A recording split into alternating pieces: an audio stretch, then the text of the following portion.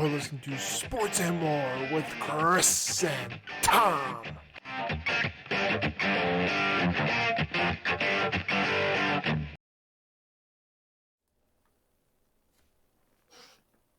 Y'all there? Welcome back. It's the guys with the face for radio and the voices for a silent movie. And yes, I did just hide behind a microphone. For those of you who are listening to this on audio only, trying something different there. I mean, this is going to happen at Sports and More with Chris and Tom. I am Chris. And I am Tom. As it clearly says. Man, I don't know what I'm doing tonight. Yeah. You got your cool best man mug. Yeah, I got my best man mug. I can show you my name if you ever get confused who I am. I might have to remind myself who I am. This is all I got. This is all I got tonight. Left my groomsman mug upstairs. What was I thinking? Oh, what were you thinking? Oh, yeah. As you guys no doubt can recall, we said we would probably be out last week because we had the wedding of the Waldeck to attend, and we were busy with that, and sports were kind of secondary at that point in time. We had to catch up on all the sports stuff this week, and it was a doozy to catch up on all the sports stuff this week. Oh, boy, was it. And for those of you who saw the Facebook post earlier, you are going to get the joke now. When I said we've got a situation, tonight we are calling this the situation. We've got so many things to talk about. It really, truly is why we cannot have nice things. And we're going to start off with another sports media company, possibly one of the largest ones outside of the major TV networks, Barstool Sports. Dave Portnoy, El Presidente, has been accused of sexual assault. Yep. Oh, yeah. On October 4th, an article from Business Insider by Julia Black stated that 3 women accused Dave Portnoy, founder of Barstool Sports, El Prez, of turning adult relations. I'm trying to keep it clean, buddy. Refer to it as trying to keep it clean. Yeah, I know. Into violent and humiliating acts. And now we'll get to El Prez's response later on, but the first woman, who's claiming to be 20 years old, and Portnoy himself is 43 at the time of these. This is all stemming from, I think, about 8 months is what I heard the timeline referred to. Some of them were going all the way back to as early as 2020 sometime. Or what the timeline still to me is a little fuzzy. The timeline is fuzzy about what's going on. 18 months. Yeah. I think she started as far as when these occurred. As far as when these occurred, I think it was like last year-ish to the spring, maybe summer. It's hard to tell, but I know he said that this report's been working on for 8 months. I don't know if that's how far back these accounts go. That's the question we have. Right, and that's what we don't know is 100%. I mean, Portnoy's response, I think, did refer to the timelines, but with multiple accusations, I think they were not in the same scale. So, but the first one was 20 years old, and they said that they had relations that became weird and violent. But then the woman stayed another 2 nights on his couch after the fact, and that comes down to as Portnoy responded by saying that once they got to talking, he wanted to see if there was something more there. Turning this into a longer relationship, and they, as he has said multiple times in his response, they didn't see life on the same scale, or they didn't see eye to eye on the world, I think is what he said. Yes. Didn't view the world the same way. Was how he said it, and so that's why the woman stayed on his couch for 2 more nights. Is she was there to kind of hang out with him, and among other things, but they didn't want to be really, in each other's presence beyond that. And so once, her time was up, that she wanted to be there, she left. And that was it. He said that there was never any, any issues that were brought up during the time outside of kind of the life and philosophical things that arose in their conversations after. The second woman described something similar to the But first, there's that it was, yeah, but this one is the one that least amount of there was detail. nothing really concrete Yeah. to. It just kind of described, you know, it didn't even really provide an age in the article. No, there's like no Just said information. that things were weird. Yeah. Just said things were weird. Like that was it. Um, Mm-hmm. and then the third claimed to be 19, Yes. said that they had relations that were so traumatizing that it caused her to suffer emotional distress Mm-hmm. and even go into a depression. Our article also alleged that a phone call was made by the woman's mother to the Nantucket police, which the Nantucket police have denied ever occurring, and because Portnoy lives or is this his home is in Nantucket. He said he's actually quite close with some of the folks on the Nantucket police force because of him being a public figure, and he said that everyone that he has talked to never recalls a phone call or any sort of report coming in about him.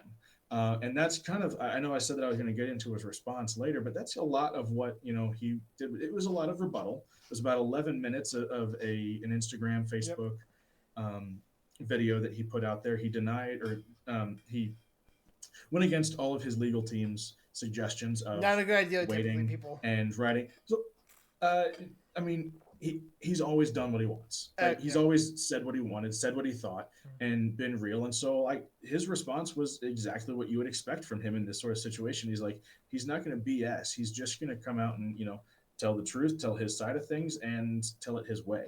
And so, he he's shared his own recollections. He said he remembered the first girl distinctively because of the two nights or that Yeah. the article mentioned the two nights on his couch afterwards. He's like, there's only one person who did that, and it was weird because of the couch, like staying at my house and um, you know having these deep philosophical conversations that turned into arguments, and nothing Right. physical ever with the arguments, but just the fact that like it was a weird thing that she stayed there Right.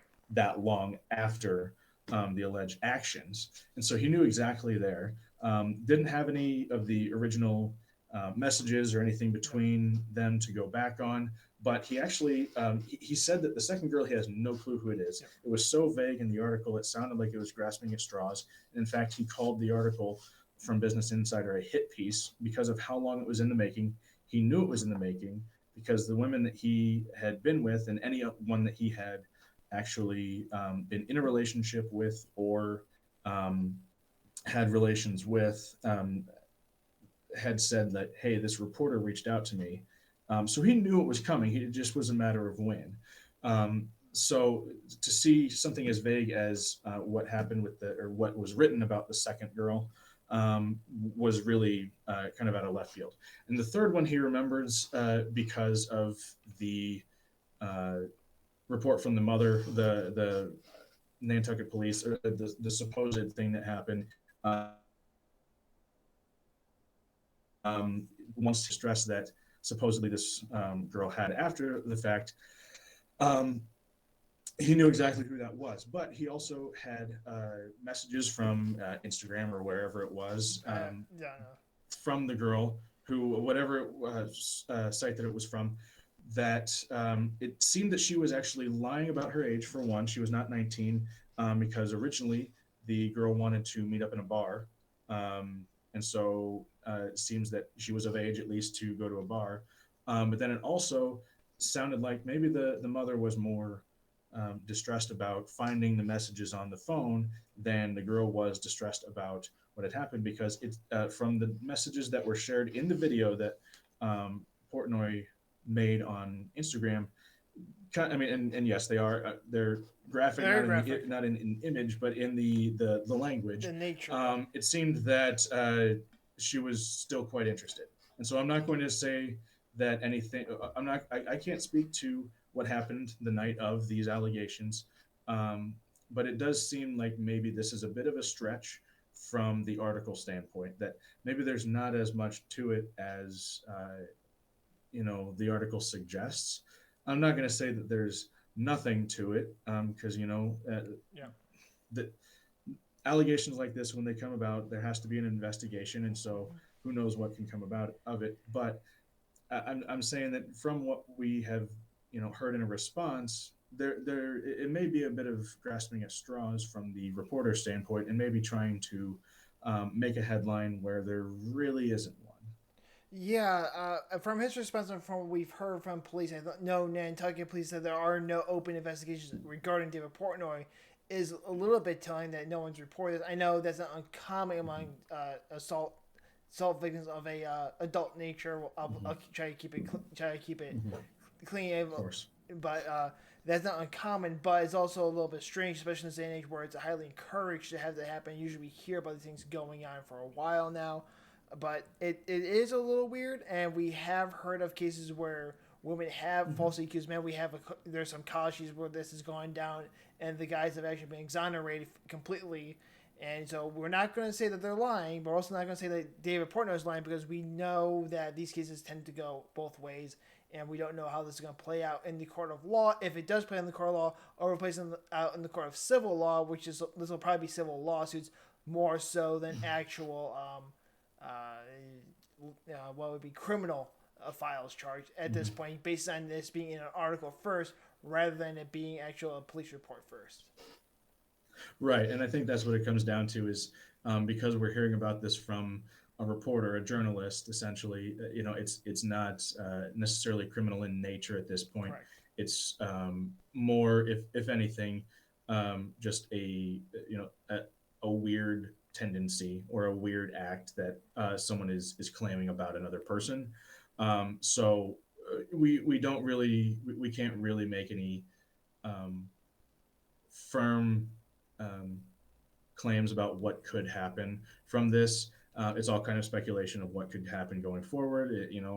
If there's anything maybe that is being covered up on Portnoy's side of things. To be fair to Absolutely. those on the side of the allegations, there absolutely could be enough truth to bring forth a civil suit. But I also, I mean, on Portnoy's side, I mean, if all of this is untrue, if everything about this is untrue, as he's claiming in the sense that he didn't do anything humiliating to these women, Mm-hmm. do you think he has potentially a case for libel Oh, against yes. the Yes. Business Insider? Because this is, I mean, as he described it, a hit piece, kind of attacking his character. If all of the accusations are untrue and truly it is painting him in a terrible light, if all you read was the article and did not hear his side of things, you would think that he's a terrible person from it. So I think that he could potentially down the road have an option to go after Business Insider, or at least the reporter as an individual, in a countersuit. Oh, absolutely. It's more than likely that is a possibility going forward because if he does prove that this is that all these are lies, he does. I would believe he has grounds for a libel or slanderous lawsuit against Business Insider. It's kind of touchy because people who do Mm-hmm. go up against these big companies usually file the civil lawsuit for slander, ends up being a settlement anyway. And typically, these companies, I know New York Times has done this in the past, where they've said every piece done by the journalist is an opinion piece. Everything they put in there is op-ed related, is not necessarily truth-based or fact-based. Mm-hmm. So that could be how Okay. she gets away with saying this is her opinion, not actually based in fact, which is a very bad argument, which would then seem to denigrate the credibility of your business. If you're saying everything that you write is an op-ed, you're kind of defending your employee by killing your company, which is Right. a hard pill to swallow. And I would like to give Dave some advice on this one. Just two quick pieces of advice. First off, try not to have adult relations with a woman before you get to know her. It might save you some trouble on this one. And two, you may not want to try to hook up with people half your age. Just saying, bro. Yeah, that was kind of the tendency. Is he's a I'm on. 43, well 43 at the Yeah. time, now 44, Like, come on, and bro. we're talking about Yeah. women 19, 20, 21 years old. Like, Come on, bro. How about I mean, I know you like what you like, but I gotta give I you some mean, advice, man. Maybe it, if you follow these two steps, you might my, not end up in these situations, my friend. I don't even know how to move on from that. So let's not.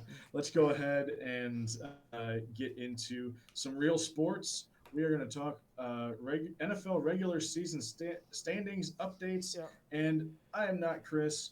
I don't do this very well. So Chris, please take it away. All right, so in the NFL, we are 2 weeks out. We've had a lot of changes happen. Well, not really if you look at some of these divisions, because in the NFC North, the evil green yellow team that does hail from Green Bay, Wisconsin, is still in first place at 7-2 with a 3.5 game lead over the Vikings. Just chalked it up as their division. It's over. It's done. Call it a day, people. In the NFC South, the Tampa Bay Buccaneers are 6-2 with a 1 game lead over the New Orleans Saints. Saints without James Winston are still playing good football, which is not really shocked given how good that defense is. But the Bucs aren't necessarily playing up to the standards we have set for them at this point. In the NFC East, you have the Cowboys in first place by about 3.5 games over the Eagles and the Giants.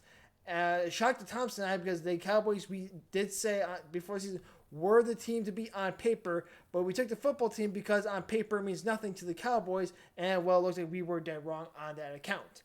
In the NFC West, the Cardinals still have a 1 game lead over the Rams. Again, we said the Cardinals would be the fourth place team in this division because we thought the Rams would be better. We thought the Niners would be back and healthy, and Seattle has Russell Wilson.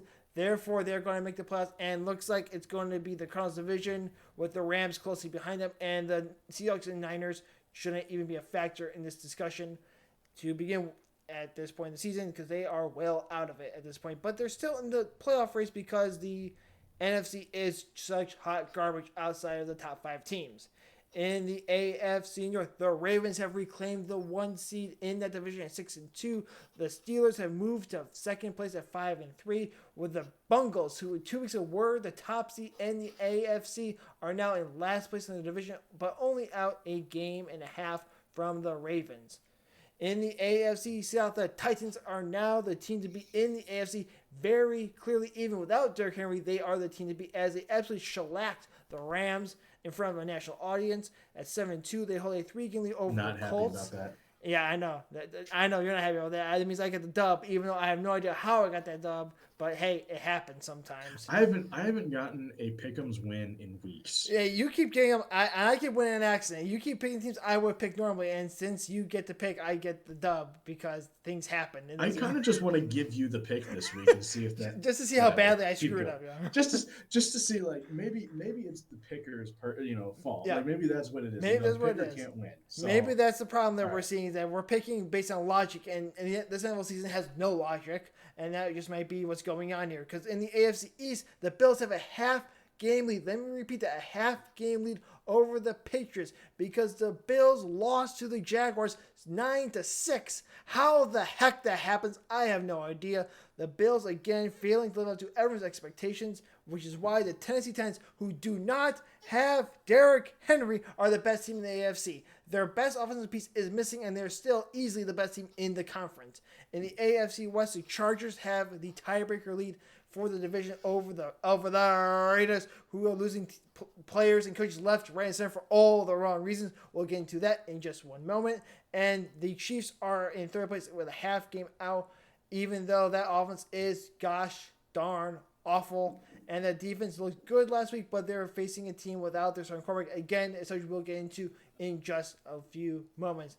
But Tom, these standings are just insane. As you guys see at the bottom, you see on the ticker, what's going on in each division, how many games back everyone is, and it's insanity. It's absolute insanity this season. I don't know what we know about this NFL season other than we know nothing about this NFL season. And we knew that going into the season that we would probably be 100% wrong. I thought we were going to be pretty good. I mean, let's be real though. Like we knew we were going to get a lot wrong. I knew we get some. We knew that there were going to be entire divisions. Oh yeah, we knew, and there are. I knew there were going to be entire divisions that was just like flipped over on its head. NFC East, pretty. Some of that's the one. Yeah. That's oh gosh, yeah.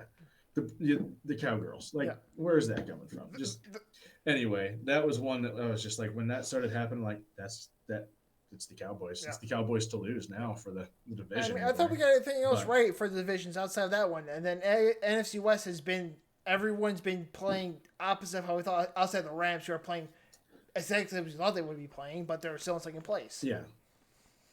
Right. It's yeah.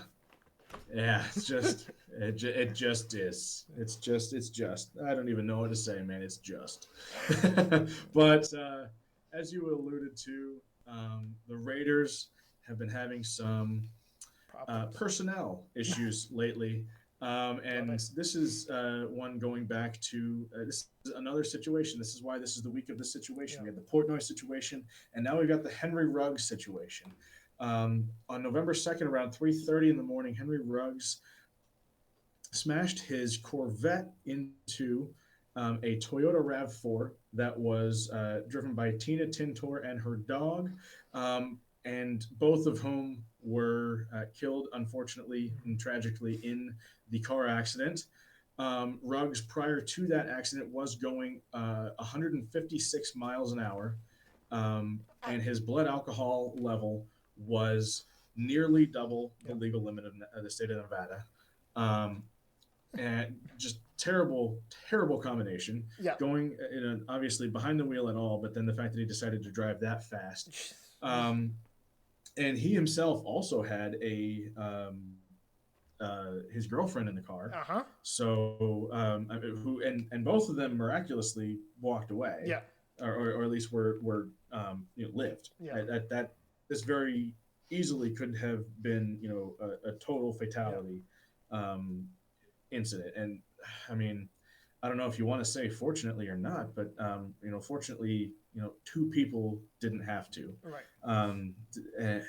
Which is but the crash was so violent that it actually caused Ruggs' vehicle to continue for approximately 519 feet beyond the point of impact, and Tintor's car about 571 feet post impact. So that shows just how fast. And I think they said, like, at the point of the crash, he had only slowed down to maybe 120 or 130 miles an hour, somewhere in there. So he was still booking. Which, like, it just what blows my mind is that he was able to get up to speed in Las Vegas.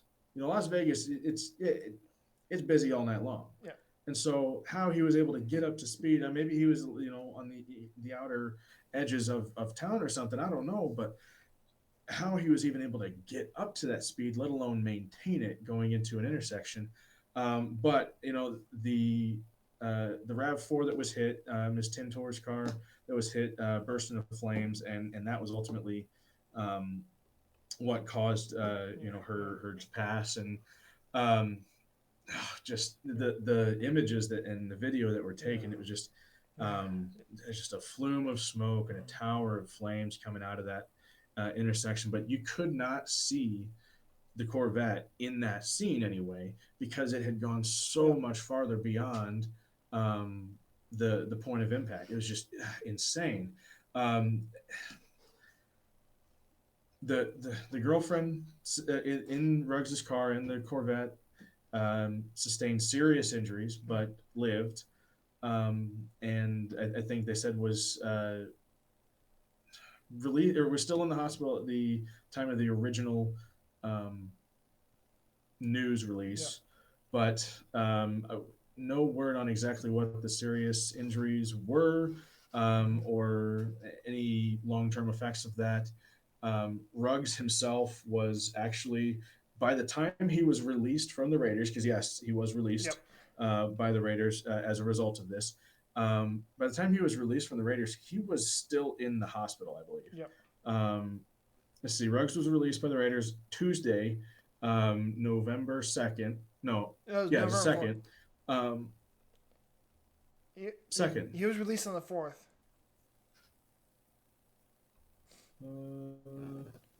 No, I got Ruggs was released by the Raiders Tuesday, late Tuesday, the 4th or the 2nd, 17 hours after the crash. Okay, gotcha. And then shortly after, he was released from University Medical Center in Las Vegas, and then subsequently booked into Clark County Jail, because obviously Yeah. this is a DUI resulting in death, Yeah. um, reckless driving, reckless endangerment, not only to the passengers of the other car, but to the girlfriend in his own car. Um, and then there's also an additional. Let's see, hold on. The blood alcohol content. So not only the DUI, but the blood alcohol content being twice the Yeah. legal limit increases Yeah. the severity. And then there was also a misdemeanor charge because if it wasn't bad enough driving your car 150 miles an hour, two times the legal limit, he had a loaded firearm in the car, which is a big no-no. And so and I don't know if the charge necessarily will go to this as well, but possession of a firearm while under the influence is in itself a crime. Mm-hmm. But also, if he did not have proper permitting to carry a concealed weapon, because that's still Yeah. considered a concealed weapon in the car, he could also face additional charges for that. Yeah.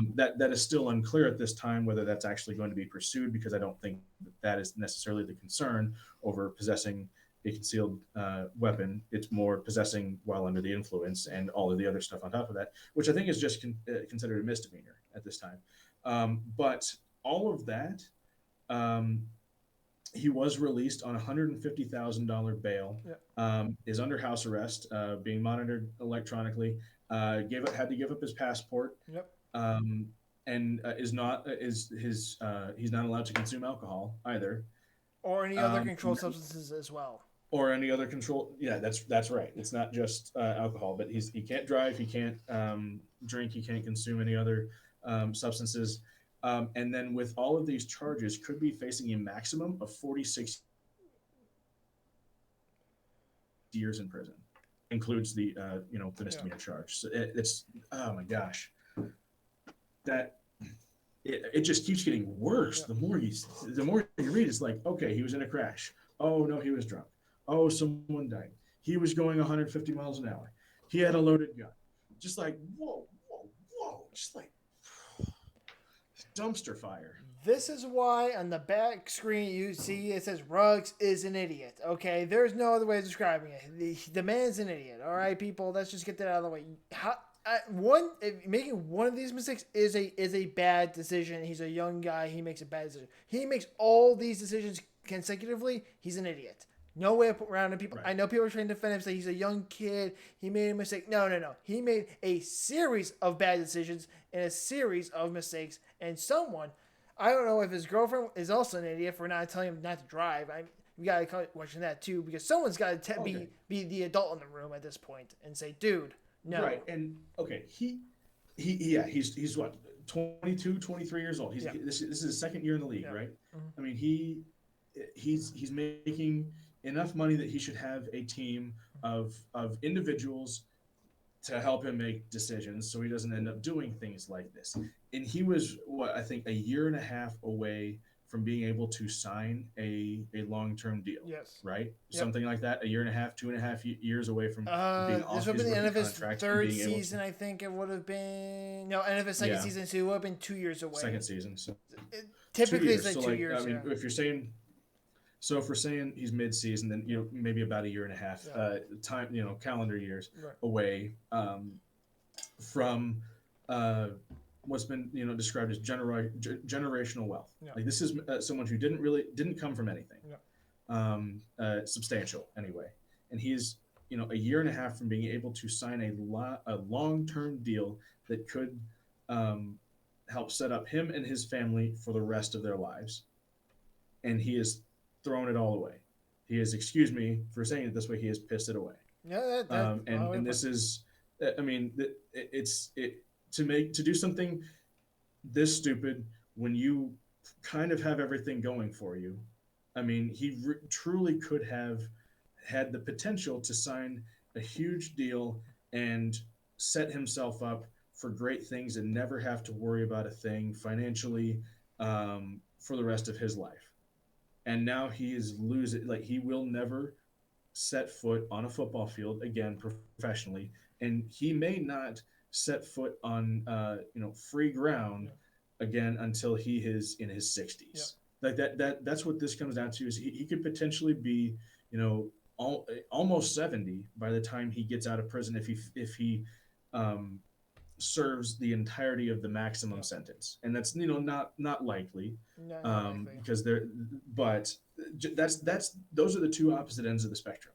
Instead of being comfortable and set up for your life by 70 and enjoying retirement from what you had as a successful football career, and by the fact that you made it to the NFL you had a successful Yeah. football career, to now being a criminal in prison. That is what gets me, is like he is completely 180 flipped his life in the wrong direction. And yeah, I mean, it was a series of bad decisions and it's a bad break for him, but he did this to Yeah. himself.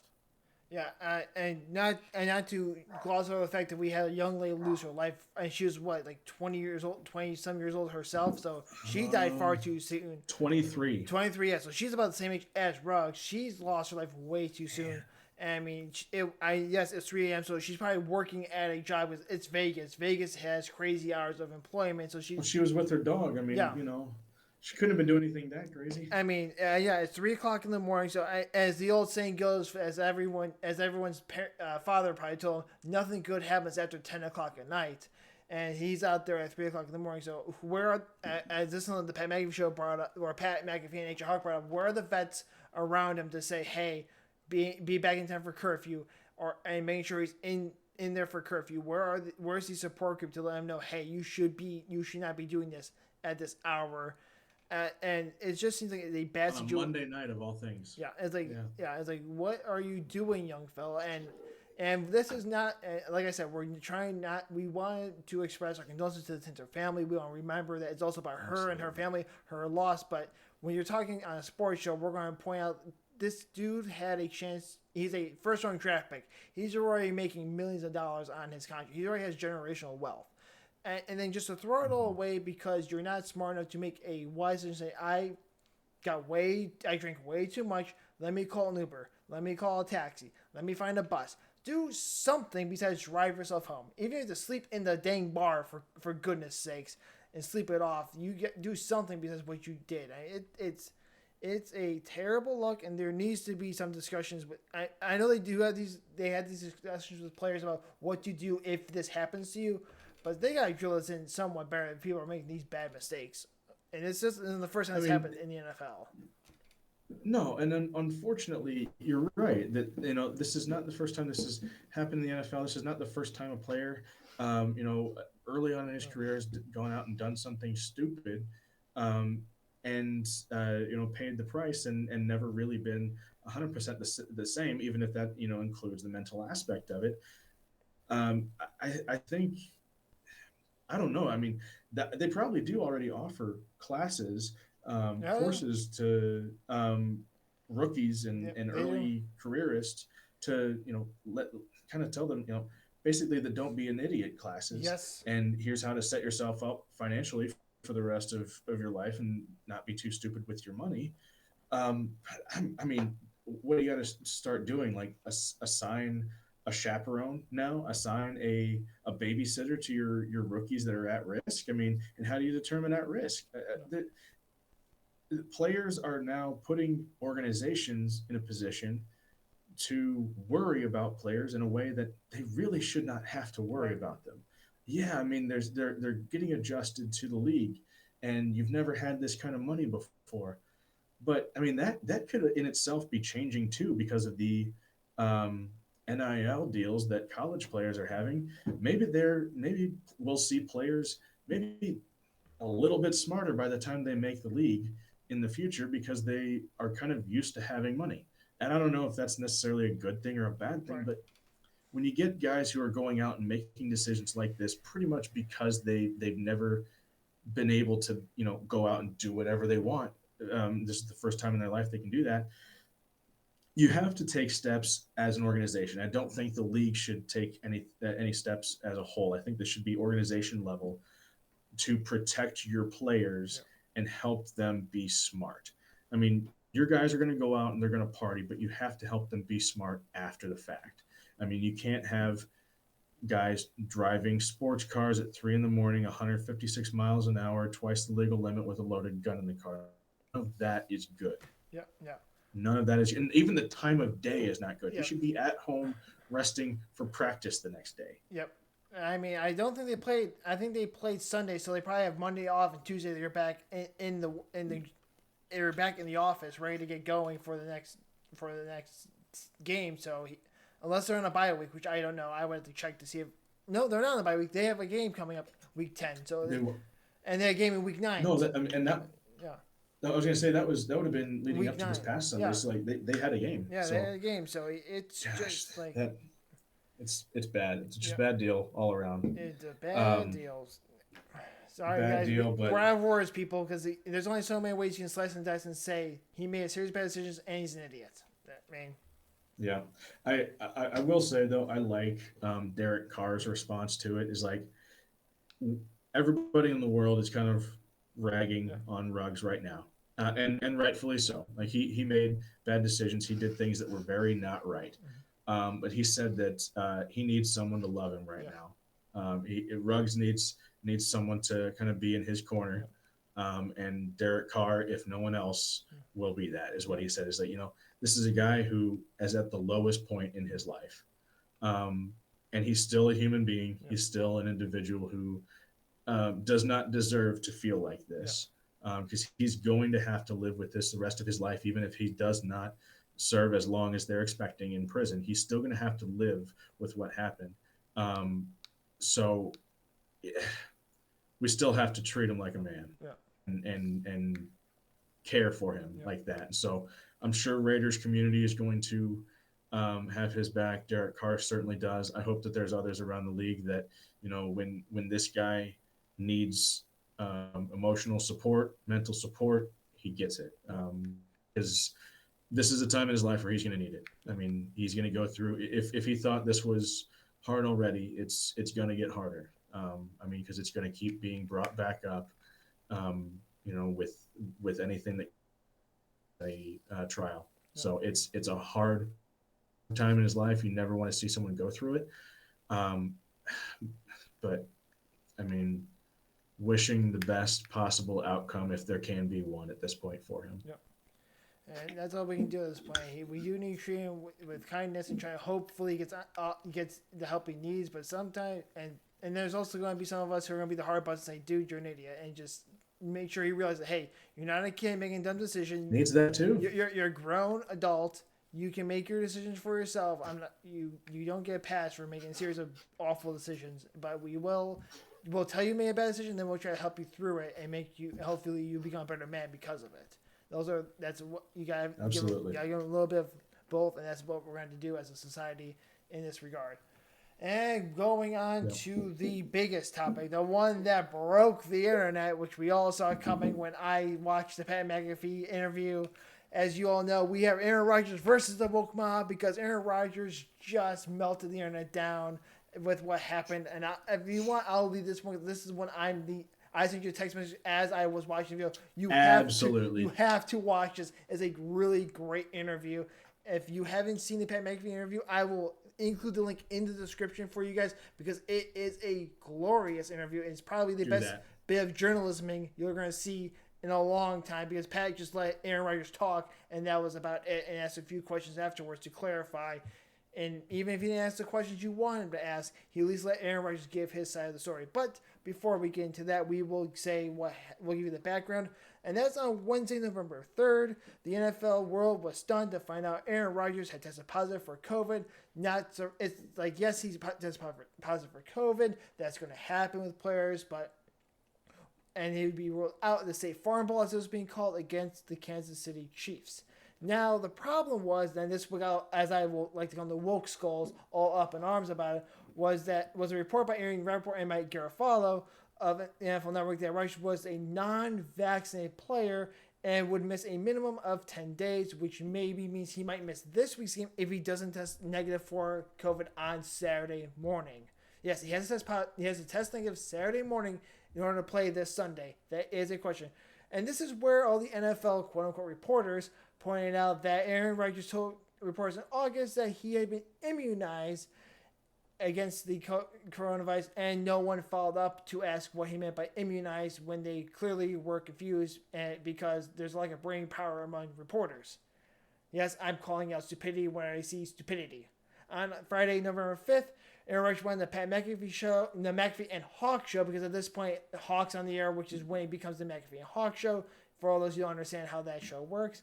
To explain the situation as national media, ESPN, CNN, MSNBC, NBC Sports, New York Times, everyone was just roasting him and spreading dang near slanderous things about him, about what happened. And Rodgers went on the interview, and I'm going to give you some of the points. There's a lot of points in this, a whole bunch of points on this one that I brought up, because there's like 13 of them. So Rodgers notes at the time in August it was a witch hunt by the sports media world to determine who had been vaccinated and who hadn't been, and claiming those who weren't vaccinated were selfish. Fact checked, true. We saw this happen time and time again, especially in New England, with Cam Newton not being vaccinated and Mac Jones being vaccinated, and perhaps that being the reason why Cam Newton was released, although it also was Mac Jones was outplaying Cam Newton. We're going to get that out of the way. It was clearly a football decision as well. And another quote from Rodgers was, "I believe strongly in bodily autonomy and ability to make choices for your own body, and not to acquiesce to some woke culture or crazy group of individuals who say you have to do something. Health is not a one-size-fits-all for everybody." The sentence, health is not one-size-fits-all for everybody, fact check, true. Because you can't make decisions for someone else because their situations are different health-wise. That's just how science works. Sorry, people. That is fact check, true. Rodgers noted that he has an allergy to an ingredient in the mRNA vaccines from Moderna and Pfizer, which means he's not eligible to get either one of those per the CDC website. Fact checked, true. I checked that out myself. They do say that if you have an allergy to one of those vaccines, you should not get the vaccines for those shots. And then he decided not to get the Johnson & Johnson shot due to stories he had heard from friends and family who had gotten the shot, and also when he heard about it being delayed in April due to a blood clot issue that had occurred in some of the shots. Fact check, true. That did happen. That's a big story that's reported on.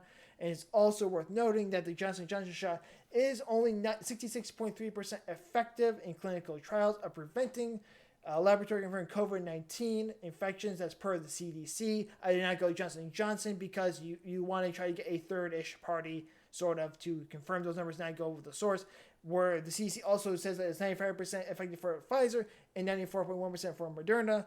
So why the heck would you go with Johnson & Johnson if it's only 66.3% successful anyway? It makes no sense from that line of thinking. In my brain, I would have said, heck, nah. I'm not taking a 1 in 2 chance of it working or not. Sorry, people. It's just not worth it at that point in time.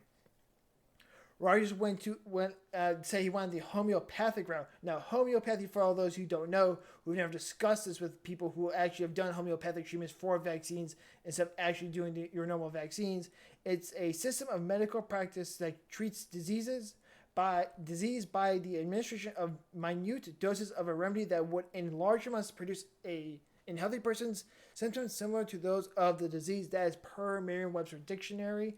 And he noted there are studies that point out to how good homeopathy is, but there's also studies that say how bad it is. If you talk to your standard doctors, who's right, who's wrong, no one really knows, because it's hard to find a neutral party that's actually looking after the truth for these things. So maybe his method was actually beneficial, maybe it wasn't. We don't know the truth behind that. We can just give you what he tells us. And he then scorched the NFL's draconian protocols for non-vaccinated players, just listing them out, and they are absolutely insane when you read them out loud. They're nuts, people. I don't have them all listed because they were just so nuts, and it would take us all day because we talked about this before the season started about how nuts they were and what we thought about them. And according to Rodgers, in an appeal to the NFL to consider him as a vaccinated player because he went through this homeopathic treatment to increase his white blood cell count or antibody count against coronavirus, one of the main doctors said to him, "It is impossible for a vaccinated person to get COVID or to spread COVID." We're going to fact check that doctor real quick. That is false. That doctor lied. He is dead wrong and is a liar. However, the NFL is denying that happened, and, well, I don't believe the NFL one bit, so sorry, guys. NFL says something. Hard to believe the NFL. I don't believe the NFL. And based on the medical information from Rodgers' medical team, Rodgers is more likely to have an adverse event from an mRNA vaccine than from contracting COVID. These are doctors. I'm not going to dispute doctors. I'm just going to say that's what it's told by his doctors. People, if you're worried about it, talk to your doctors. We're not saying to get vaccinated. We're not saying not to get vaccinated. We're saying talk to your freaking doctors. Health is about you and your doctors, not about you and the government or your business. Preach. And then again, Rodgers discussed how there have been 0 long-term studies regarding sterility or fertility regarding the COVID vaccines. Fact check, true. Because long-term is a vague definition and it depends on the study. In economics, a long-term study is a 1-year study. Is anything lasts longer than a year? That's what we consider long-term economics. Mm-hmm. However, medicinally, it's typically 4 years or longer. And since we've had vaccines for, well, let me see, about a year, we don't have a long-term study. Fact check, true. We do. There's nothing that shows whether or not it hampers or hurts fertility. Sorry, woke skulls. That is the truth. So if it may be misguided, but if it could be misguided, but it's also not false. He's speaking the truth in that regard. Right. I mean, strictly from like, a general definition standpoint, no research of this, the disease or the vaccine is long-term at this point because, we're still within the 2-year time period of when, kind of, since the start of all of this, and we won't get into all of that, but I mean, just from the standpoint that like nothing really is long-term at this point. So, I mean, if that's one of his reasons, I mean, he's not wrong about kind of that standpoint, not knowing what the long-term effect is. Like, if that's one of his reasons, he's not wrong about the timeline anyway. Yeah, and he also the clinical trials are ongoing through 2023 regarding sterility and fertility around the COVID vaccines. Fact check, true. That is also going on. Now this is conjecture, pure conjecture on his part, but based on the protocols in place by the NFL, he believes he most likely contracted COVID from a vaccinated player, seeing as they test every 2 weeks and he has to test every single day. So it's more likely than not he got COVID from a vaccinated player because they only test every 2 weeks. We're not saying he's right. We're not saying he's wrong. We're saying what is the most likely term based on what he knows of the coronavirus protocols of the NFL, and I would think he's probably right in that regard. Again, come at me. I don't care if you say I'm wrong. Right, and I think if you just kind of follow the logic of the testing is if there was someone that he was around that was unvaccinated, they would have, and they were positive, they would have known a lot sooner because they're testing every day. If it wasn't, or if it was an unvaccinated player, they're like 2 weeks. So I mean, he could have been around them for that amount of time, unknowingly. Whereas other unvaccinated players in the organization, or even on the opposite side of the field, would have been known at that time sooner. And so it's still possible, but it's more likely, especially because of the volume of players that are vaccinated, that's the case. And so just kind of speaking from the standpoint of, the probability based, the logic, the probability based on, the volume of testing of unvaccinated versus the volume of vaccinated or lack thereof. Sure. The possibility of that being, from a vaccinated player is still alive and well. I mean, like, if that's and that's of course, his thought process about that, and at this point impossible to track where it stemmed from, but at least looking at the testing protocols, he may be onto something. And also he noted that as an unvaccinated player, he cannot go into the facility until he produces a negative result. So once he takes the test, he has to sit in his car and wait for the negative test before he enters the facility. And if you're a vaccinated player, when you take the test, you just walk in the facility and you find out you were positive. Oops, you now have to leave the facility. So that again increases the likelihood of, hey, maybe they found out after the fact. That's a possibility that's what happened. Mm-hmm. And he notes that the only protocol he did not follow was to wear a mask during indoor interviews with reporters, even though media persons need to be vaccinated to enter the room to begin with, and they must stand 20 feet away. So if the CDC guidelines are that you must stand 6 feet away, wear a mask, if they're 20 feet away, it kind of makes the rule makes no sense. And which was his argument, which I would happen to agree the rule is stupid and it makes no sense. Should he still follow it? Yeah, that's a gray area we can get into later because again, we're talking about contractual agreements and things like that, and we will. That's a whole big ball of wax we can maybe get into later on. And my favorite thing is when you pointed out that, Joe Biden and Kamala Harris, when they were running for office, they said that no one should take the vaccine because it was Trump as president. And it was created under his authority, under his auspices. But now they're in office. I'm saying they're demanding everyone get vaccinated. Why is this political? So he notes that, like I said, fact check true. That is exactly what happened. You can find interviews of that happening. So I smiled when I saw that. And then he also talked about how he talked to Joe Rogan, who was dragged through the media for what he was taking to prevent COVID. And Rodgers listed out what he was taking. He's like monoclonal antibodies, which studies show it reduces hospitalization and death by up to 70%. That's per the Florida Department of Health. So that's a pretty effective treatment, and it works out just fine. Ivermectin, which CNN has infamously claimed is a horse rumor and nothing else, a bald-faced lie. Which is, I'm just going to call it out there, people. I'm going to call out the lies when I see them. And an equivalent falsehood would be to say that Benadryl is a dog allergy medication because vets prescribe Benadryl to your dogs if they have allergic reactions to vaccines or things like that. So I take Benadryl myself for allergies. You could then say I take a dog allergy medication. So that would be a lie in and of itself. And Joe Rogan actually got CNN's chief medical expert, Dr. Sanjay Gupta, to admit CNN was lying.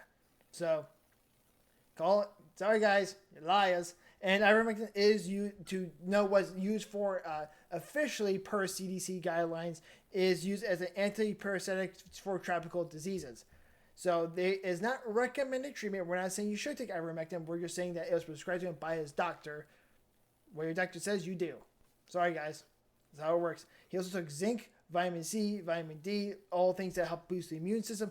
And HQC, which I looked up, that's hydroxychloroquine. Another little fun fact about that one, that's the drug that President Trump was touting because he took it when he got COVID. So, hey, he's just making all the woke skulls angry. So... he kind of checked all the boxes. He kind of checked every box he could just to tick them off. And me being me, as you guys have probably figured out, I'm not one for the woke culture. I said, keep talking, tick them off more, keep going. I want to just hear that. I want to see heads explode, people. I want to see all craziness go off. And like I noted, the NFL has denied they had conversations with Rodgers around his vaccination status. But like we pointed out, they are known for lying, like concussions. They lied about those causing CT for 50 years. They lied about opioid abuse in NFL teams. Lied about that for decades. Deflategate. They lied about that. Yes, Tom Brady did serve a suspension for allegedly being a part of that, but that was based on the protocols of the NFL saying they had the right to suspend someone, not based on whether or not he did it, because that was reversed based on the merits by a judge already. Again, they lie. Yeah, and so kind of given the history of the NFL's tendencies in that regard, I'm disinclined to believe that what they say at this point is true about not ever talking to Rodgers about his vaccination status, especially given that his comment back in at the beginning of the season about that he had been immunized. I think the verbiage alone, like they probably would have at least followed up, and him being a high caliber player, they probably did want to kind of ensure that all their big names that are kind of the face of the NFL are doing what they want them to, and they probably did at least ask the question in probably the same manner of have you been vaccinated, and he probably answered the question again in the same manner of I've been immunized. So it's really hard to believe that they didn't follow up with one of the biggest quarterbacks in the league. I mean, consider they followed up with Lamar Jackson. He faced pressure from about everybody because he was not vaccinated. I think he got vaccinated like right before the season. So I would check me on that one, people. I don't remember the timeline of Lamar Jackson. I do remember he was in the crossfire for a long time for the same situation. And remember, people, immunize is not the same as vaccinate. Immunization essentially means that you have a built-up immunity to something through either you got you caught the flu, now you're over, you're immunized against it. It's not the same as being vaccinated. So the fact that no one in the NFL media followed up on that, it just states to the level of IQ among our reporters that they're not the brightest tools in the shed or brightest light bulbs or sharpest tools in the shed. I gotta split the. I like the brightest tools in the shed though. Yeah. That's the one I use. It's like it's a combination of. It's both. A combination of all, and it kind of works because they're not the sharpest tool in the shed, nor the brightest light bulb out there. Or you can say they're six beers short of a six pack if you want to go that route. There you go. Yeah. So Tom, your response to this along with some of that. So. Oh no! Go ahead. I was going to ask your response because I have a list of people I want to just call out, but let's talk about this whole situation first. About what the heck are? I mean, it seems like it's his decision based on his medical history from his doctors. He made the best decision for him. Why does anyone care that he didn't get vaccinated if it's not in his best interest based on his health status? I mean, based on what the decision that he made alongside his doctors, and what was the best for, taking into consideration his allergies, his conditions, and everything else, as well as personal desires. I mean, he did not want to put himself at risk with the Johnson & Johnson, and his doctors agreed with him there. 100% agree. As well as being allergic to the components of the others. I mean. It seems like he took everything into consideration with his medical team, and so, and as well as pursuing other options. It's not like he just said, "Oh, I'm allergic. I'm not going to do anything." He still, took measures to feel more comfortable about playing, and then he also did still follow most protocols. Regarding masking and distancing. I mean, the only one that he said he did not was, of course, the press conferences after the game, but that was in a room full of vaccinated, masked people 20 feet away. And so he still felt comfortable that he was keeping others' best interest in mind because they were at a comfortable distance and had the face coverings and everything to protect themselves. So, I mean, it seems like he took just about everything into consideration that you could without actually jab. I mean, like that's about it. I mean, I can't say that he made the wrong decision. It's his decision. Yeah. Also, can I just go on, along with the fact why do the reporters give a damn? I mean, I agree. 100% agree. It is his health decision. And in fact, by asking him about his medical history and about his vaccination status, it is a HIPAA violation. He can volunteer that information if he so chooses. But if someone tries to pry that information out of you or look for that information themselves without authorization from the patient, and yes, Rodgers is the patient in this situation. I mean, let's say someone did digging and found out that he wasn't vaccinated when he didn't volunteer the information. That's a HIPAA violation, and whoever found that out can be sued and can actually serve time for that. So I don't know the actual rulings on those cases because it's at least in the media, it's not all that often that you hear about them. But recently, with vaccination status, that is part of your medical history, and that information is only privy to you and those you authorize. I mean, your medical team is authorized to see that, but outside of the medical team that you are, seeing, your eyes are only, and it's only for you to know and to share. Even if, let's say, like my mom, she's a nurse. Let's say, she comes over and she sees a prescription sitting on my counter. She does some digging and figures out what the prescription's for. I'm not, I don't care. I'm not going to say what, I take or whatever that is. And she goes and shares that information with someone else. That's actually a HIPAA violation because I didn't volunteer what that what I was taking that for, or the fact that I was even taking something. So like, it's not necessarily, who, it's just what. Yeah. It's the information. The information is the protected, piece. And if he chose to share that or not, that's his business. If he doesn't want to share it, he doesn't have to. He could have gone the entire season and not told a soul about it. He didn't even have to say whether he was immunized. Right. He could have said no comment and moved along. And it's no one else's place to pry. Right. If they start prying, they're beginning to cross the line of a HIPAA violation. I mean, think about this, people. You have Bears fans, diehard Bear fans, defending, supporting Aaron Rodgers. We are supporting this man 100% of the way because it's his decision. We're not being blinded by the fact that Bears fans. We're saying, dude, it's his decision.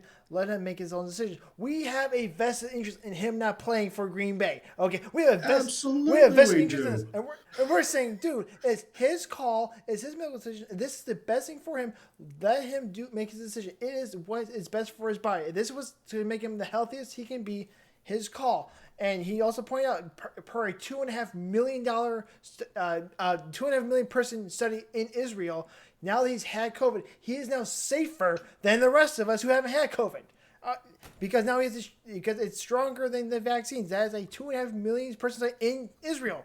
So when he survives, which he is, he's healthier than the rest of us against this. Oh yeah, and it sounds like, truly looking at what is thought about and what he has brought to his medical team, and you also got to think he's got a lot more resources than you and I. Oh yeah, he can do a lot more. He's got a few millions and more of them. Alternative, just a few millions. He can do a lot more with the alternative medicine, if that's the route that he chooses to go. And if he does not feel comfortable, or he is not eligible, or is allergic to something that he cannot actually physically take, and his medical team suggests this as an option, he obviously, it's his medical decisions that he can make, and only he can make them for himself. If he didn't want to take any precautions at all, and just wear a mask and follow the NFL protocols and not do any homeopathic treatment, then that's also his decision. But he did actually take measures to set himself up in the best way possible without being able to take the vaccine. So, I'm not going to, I think it sounds like he made the best decision possible for himself. Yes, we're defending him from the HIPAA side of things, because, I worked in healthcare data analytics for a couple of years, and every year we had to take the well, even prior to that, I was in Treasury down in Springfield, and we still, because we were in a medical organization, had to take the annual courses of what is considered a HIPAA violation, and that's honestly, this is crossing a line. By him, he volunteered the information, and he said that he was willing to go deeper into the conversation if someone asked the questions. But by just prying, that's not voluntarily, giving out the information, and that's when it becomes an issue. That's when it becomes something that you don't have to make someone do something based on their status, and that you cannot ask about it or pry for the information and get it involuntarily. That's the part of this that I have the greatest issue with. I don't. Health information is so. It's so private, and it's so valuable to the person, and it's so sensitive that someone trying to tell him that he did something wrong, that's one thing. Someone trying to gather what he did without him willingly telling them, that's getting into violation of privacy, and it's theft of personal information. It's absolute insanity. And part of the people who lost their minds in all this, because the left likes making lists and woke cancellation culture. I have my own list of people who we need to call out, and we're not going to cancel them. I'm just going to change their titles from sports reporters to social justice warriors who happen to talk about sports on occasions. Come at me, bro. I have no cares for you. You're not wrong. These names are the likes of Stephen A. Smith, Max Kellerman, Ryan Clark, Rob Ninkovich, Kareem Abdul-Jabbar, who claims to be an intellectual who's actually a moron, Drew Brees, Tony Dungy, Michael Strahan, Terry Bradshaw, Jamel Hill, Bomani Jones, Shannon Sharp, Mike Florio. Guess what, y'all? Delete the title of Sports Reporter. I'm doing the Matt Hardy. Delete, delete, delete to all y'alls. You all are just activists. Screw off. It's his decision. He makes the best decision for his body. Screw all of y'all. I know I'm coming out strong, Tom. You're seeing Chris actually angry for once. I am livid. I am. This is angry Chris. Off. I kind of like angry Chris. I have. As Tom knows, I have actually boycotted ESPN. I refuse to watch anything ESPN. I do not watch them. I missed the Bears game, even though my brother has Fubo TV, so I could watch it. I ignored it because it is on ESPN, a network that likes to lie about everyone and speaks from one point of view, and will thereby tell you. Well, then to use a phrase by Tim Pool, pee on you and tell you it is raining. Go fornicate yourselves, all y'alls. I do not appreciate this. Wow. I'm done with this. Back off. I'm anti all y'all. Y'all done. I'm done playing games. I'm calling you guys out whenever I can now. It is over. I'm done. I'm done playing game. I'm done with the games. Back the heck off. Talk about sports. We don't care about the rest of it. This is about sports, not about anything else. All right. Hey. I'm steaming. I'm steaming. I can't add anything more. So how about I take the last part? Go ahead. I'm freaking mad. I know, man. All right, let's. I'll let you cool down for a minute then, because I understand. I'm there with you. I haven't seen Angry Chris in quite a while. Rodgers, as a result of this, could face fines for any protocols that he broke, but will not be suspended. And the main protocol we keep. The media press conference, That's about not it. wearing a mask during it. But I highly doubt that they're going to pursue that. They'll pursue it, but I don't. They're squeezing pennies out of him at that point. But I highly doubt that it's going to be. It's going to be an issue that he really cares about. No. At that point, he's just like, you know what? I was going to do that regardless of it. And really, they were never going to find him. It's just the fact that this is being made a huge deal.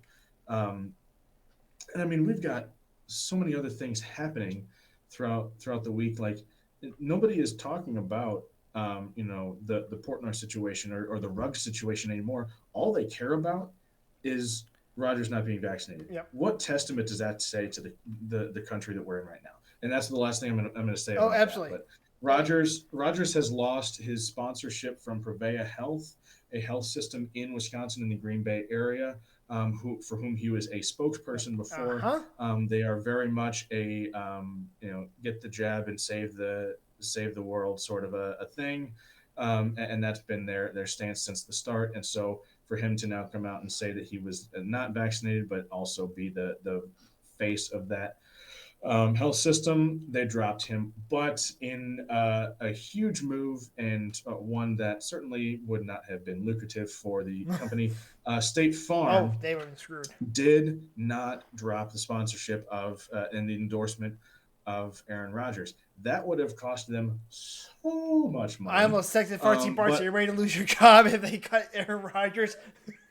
Yeah, I mean, if they cut Aaron Rodgers, I mean, you're going to have agents who, no longer have offices because they're not going to have the capital, they're not going to have the revenue that they normally get because of individuals like Rodgers. And yeah, of course, you got Mahomes and everything too, but Rodgers has been doing that a lot longer, and I mean, for them to stick by him, I think, is a testament to the organization, the insurance company, and how they value him, for one, but also I mean, just their stance haven't been extremely vocal on one end or the other, but I think this does make a statement as to where they stand as far as how it relates to Rodgers and the situation in the NFL.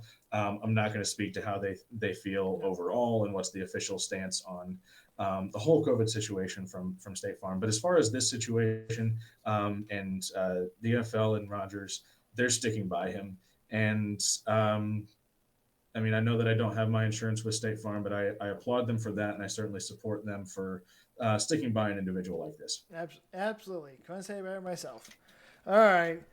Chris is cooled All off. right, let's get into some sports now, some actual gameage. Yeah. Here we have Chris and Tom's game of the week. And speaking of State Farm, we are going to talk about the Kansas City Chiefs. Make that connection, if you will. And they are playing the Las Vegas Raiders. We've connected all the dots, people. All the dots have been connected. State Farm, Kansas City, Mahomes, Raiders, Ruggs, Gruden last 2 weeks ago. We've got them all connected. It's all there. Kansas City is 5-4. The Raiders are 5-3. Chiefs currently score about 24.6 points per game, which is the mid-range. I mean, it's the 15th in the NFL. So low. And they allow. It is. I mean, knowing the talent that they have and what they could be. Anyway, and they allow 25.2 points per game. So they're like breaking even. 24th in the NFL for a net point differential of negative 0.6. I mean, they're pretty even. The Raiders currently score 24.5 points per game. 1.1 points less per game than the Chiefs. They're the 16th in the NFL, one position worse. Really, when you're 0.1 away, you're going to be within one spot in the NFL. And allow 23.6 points per game, 15th in the NFL, for a net point differential of 0.9. So again, pretty even. Yeah. These are two teams that suck, but they're even in what they do. I mean, they're giving up just as many points as they're getting. It's hard to say. There's a reason the Chiefs are a 2.5 point favorite. That pretty much is saying this is an even game. We just have to give someone the advantage on paper. I don't even know what to say about it, man. I mean, that's the line in Vegas, but the Chiefs are the favorite by name alone, not because of play this season. Because they just didn't lose a first round receiver last week. Yeah. That's why. I mean, the Chiefs are not playing like a winning team right now. The Raiders are not playing like a winning team right now. Mm-hmm. This is going to be the game of the week that might result in it could be an utter catastrophe. Because there's no other two playoff teams facing each other. So the Chiefs are only half game out of the division. The rest of the games are just this team is good, this team is bad. Are we sure? Are we sure about that? Because we thought the Bills would spank the Jaguars. They did not. So we could be dead wrong about all these games. But hey, based on paper, these games look like, this team's going to win and that team's going to lose. Or we have two teams where you're saying, they suck. Who cares? Right. I mean, we don't want to bring boring games to the table. I mean, like this one has the potential to. I mean, they are possibly playoff contending teams in the wild card or in the division, whatever. But like, they're not exciting teams by any means, but they're not, last. It's not like Titans Rams. That was the game that had all the buildup, and then Matt Stafford forgot he was playing on the Rams instead of the Titans. He kept throwing the ball to the Titans defense. I lost twice with that, okay? First, I lost because I lost the game to you. I picked the Rams, and you didn't. Or whatever that was. I picked the Rams. You let me pick the Rams, I think. Yeah. And they lost. But then, Matt Stafford was my starting quarterback in fantasy football. And I also had Henderson and Higbee. So I kind of, not good. No. Not good. Hey, if it makes you feel any better, I had some guys on bye, so I had to work with what I had. But I mean, still. If it makes you feel any better, I had Josh Allen as my starting quarterback, and he produced all of nothing. Stafford was better than Josh Allen. I lost by 75 points this week. It was bad. Yeah. Anyway, at least it wasn't. My brother the one week that he lost by 150. But hey, he won this week, by the way. Yeah. And I texted him. I was like, "Isn't it crazy what happens when you change your roster?" He still had Christian McCaffrey on his starting roster for the past 6 weeks. Well, no wonder you didn't break 100 last week against me. I could have won with my quarterback and my kicker last week against him. Anyway, sorry about that, fellas. So that was a Yeah. tangent that I went on. You Coin. got the coin. Because you have to call You know again. what? No, I don't want to call this week. All right. I don't want it. So then you have the coin, then I'll call this week. All right. Can I just give you the pick? You Can I want just to forfeit that? the pick, or are we going with our hypothesis that it's the picker who just sucks at picking? Because I picked and I think lose. it's the picker that sucks at Okay, picking. you wanted to. So I want you to pick this So week. you've elected to defer I your want to options test. to I the want to second test half. this Okay. theory. I want to test this, okay? Because we know I was going to win coin tosses. I Yeah. win coin Yeah. tosses. So I won 7 in a row last year. Yeah. I want you to pick because I want to see if this is actually the case. And you were not prepared for this. No, I was not. I'm going. Okay, so now I got to think of. I was hoping that whoever you picked, I would be like, oh, I'm okay with both these teams are awful picks.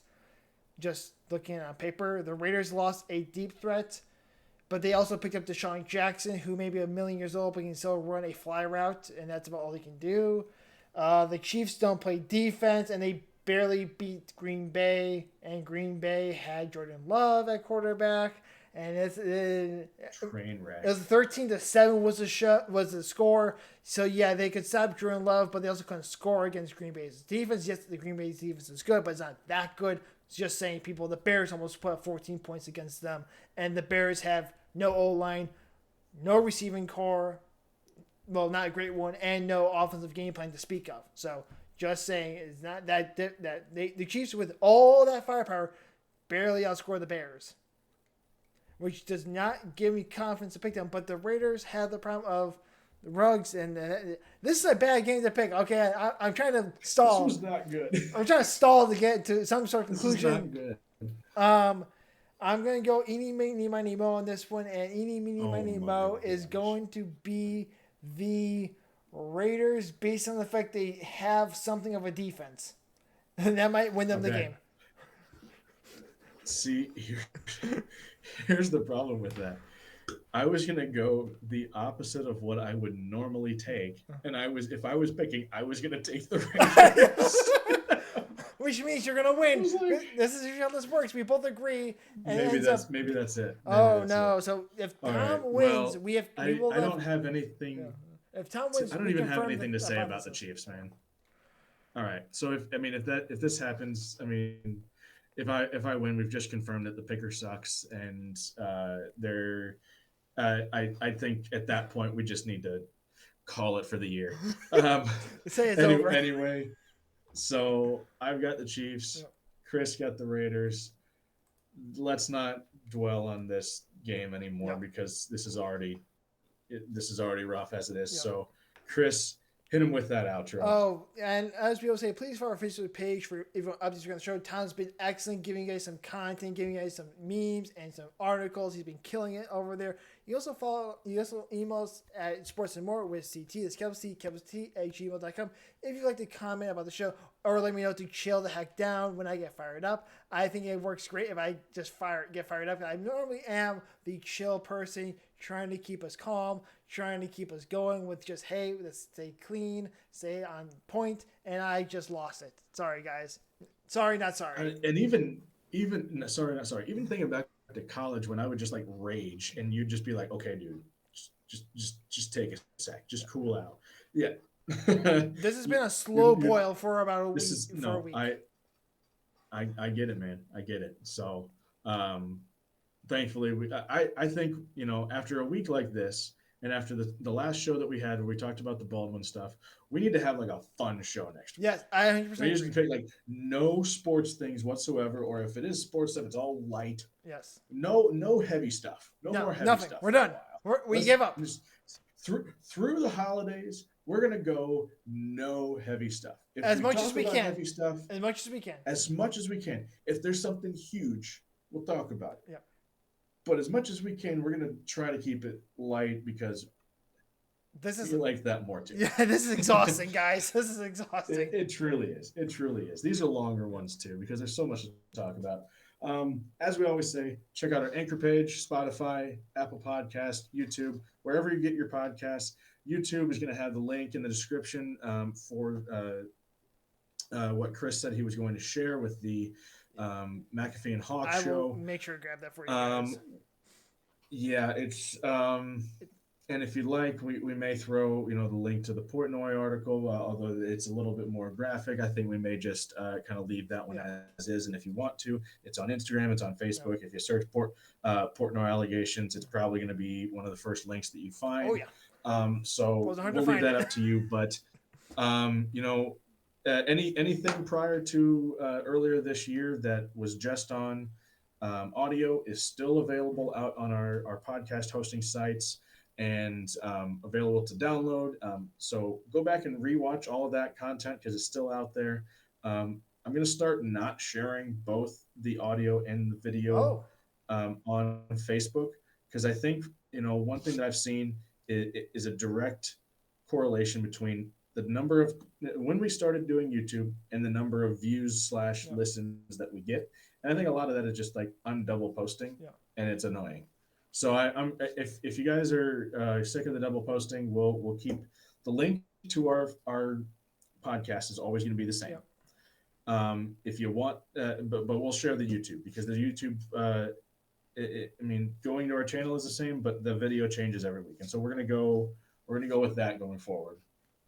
And as always, like this video, like the Facebook post, subscribe on YouTube, hit all the notification bells, get that bell on, and you will not miss our next episode if you do that. And YouTube is going to become one of our primary platforms once we get things rolling more. So it's going to be really where we get most of our outside of Facebook. Facebook, we're still going to share all that fun stuff. And if you've got memes, if you got posts that you think are something that we should share on the show, email us, send it to us in Messenger. If you know us personally, send it to us on our personal pages as well, and we'll share it because we like fun stuff.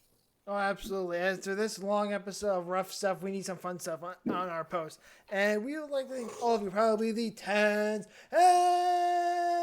of people listening to our ridiculous things and ramblings on all things that were serious today, whether it is the David Portnoy case, the Henry Ruggs III accident, or Chris losing his ever-loving mind about the Aaron Rodgers situation. Thank you for staying with us because it was a doozy of an episode to sit through. It was a doozy of an episode to create as well. Our next episode's creation date is to be decided, but hopefully coming up fairly soon. Before Thanksgiving is the hope.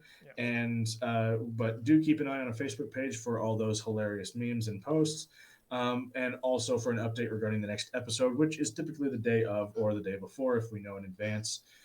But until then, as always, please stay safe, stay healthy, watch for deer, and stay free. Screw off ESPN.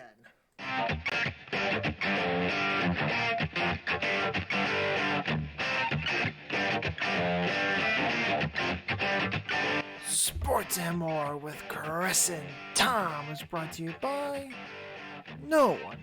All non-original thoughts and ideas were properly noted during each segment.